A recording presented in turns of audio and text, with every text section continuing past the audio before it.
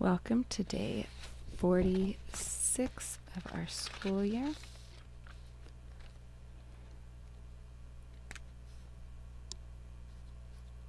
Go ahead and get that filled in. Okay, our beginning fraction. We have a total of 180 school days, and we are on day 45. Okay, let's find, I'm sorry, 46. I don't know why I did that. Let's find the factors of our numerator, which is 46. Two factors we always know are 1 and the number itself. Using the commutative property of multiplication, we can also write it as 46 times 1. Now we're going to check for other factors using our divisibility rules, and we're going to go in an orderly fashion. So after 1, we try 2, because that's in order. The rule for 2 is that it ends in an even number. 6 is even, so 2 is a factor. 2 times 23, 23 times 2. We try 3. The rule for 3 is that we add the digits together. 4 plus 6 is 10. 10 is not a multiple of 3, so 3 is not a factor. We try 4. One way to check for 4 is seeing if the second factor with 2 is even. It is not, so 4 is not a factor. You can also think 4 times 10 is 40, 44, 48. 46 is not in that list, so 4 is not a factor. We try 5. The rule for 5 is that it ends in a 0 or 5. It ends in a 6, so 5 is not a factor. We try 6. The rule for 6 is that both 2 and 3 are factors. 2 is, 3 is not, so 6 is not a factor. We try 7. 7, we just list our multiples. 7, 14, 21, 28, 35, 42, 49. 46 is not in that list, so 7 is not a factor. We try 8. 8 times 5 is 40, plus 1 more is 48. 46 is not a multiple of 8, so 8 is not a factor. We try 9. 9 has the same rule as 3. We add the digits together, we get 10. 10 is not a multiple of 9, so 9 is not a factor. Since I'm having difficulty finding other factors, I'm going to check to see if 23 may be prime. Because if we've gone in order and the second factor is prime, we're done. So let's check 23. Yes, 23 is prime. So that means we're done finding our factors, because 23 won't break down into any more factors. Let's list our factors from least to greatest. 1, 2, 23, 46. Okay, we have 4 factors. That is more than 2 factors, so it is composite. Now we need to find our greatest common factor. So let's start with the greatest factor of 46 and see if that works.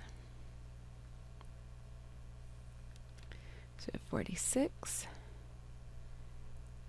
4 plus 40. Remember, your groups do not have to look like mine, but they do have to have 46 in each, and you have to keep your shaded separated from your unshaded. So 44 plus 40 plus 2 is 46. 8 plus 30 is 38. 40 plus 6 more is 46. And then I have 44 left over. So that means that 46 is not our greatest common factor. Let's try 23. So make sure you have 23 in each group, and your shaded is separated from your unshaded. So 4 plus 10 is 14, plus 9 is 23. 1 plus 20 is 21, plus 2 is 23. 8 plus 10 is 18, 19, 20, 21, 22, 23. 5 plus 10 is 15, plus 5 is 20, plus 3 is 23. 2 plus 20 is 22 plus 1 is 23, and I have 19 left over, so that means that 23 is not a factor.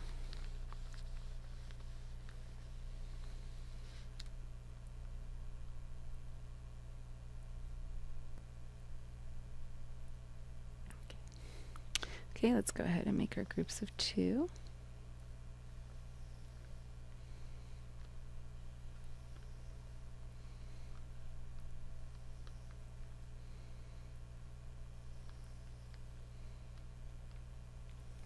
Your groups of 2 do not have to look like mine, but you do have to have 2 in each group. Make sure you're actually making groups of 2 and not just drawing random lines. Keep your shaded separated from your unshaded.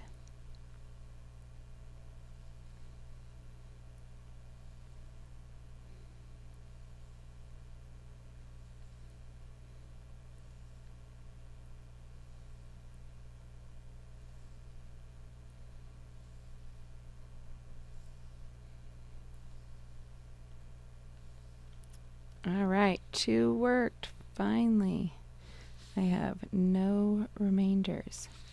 So 2 is our greatest common factor. I'm going to count up my total amount of groups.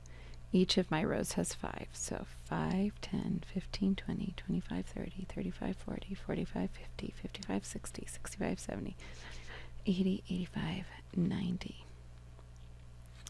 Okay, and then shaded in 5, 10, 15, 20, 21, 22, 23.